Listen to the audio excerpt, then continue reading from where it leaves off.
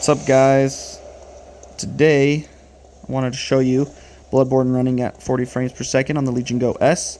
So when it just started loading in, it stuttered a little bit, it went down to 37, but now that we're actually in the game, it's going to stay locked at 40 frames per second. It does some slight stutters whenever you're loading into a new area, so if I went down into the sewer section after this, sometimes it stutters for just a few frames, and then once it's all loaded in, then it stays locked at that 40 frames per second. But last video I was running the game at 30 frames per second. Okay, calm down. Running the game at 30 frames per second locked, and what I did to achieve 40 frames per second was I downloaded it on Nexus Mods, a reduced physics mod, and they have an FPS booster mod as well, which just kind of gets rid of some of the assets and effects. Not too much, but it is noticeable if you're familiar with the main game. But it's basically as if you're playing it on lower settings. Oh, it almost got me. Anyways, but it does stay at a stable 40 frames per second.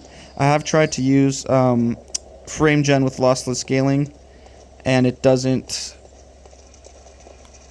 work too well, just because framegen itself takes a little bit of power, so it doesn't reach 80 frames per second quite.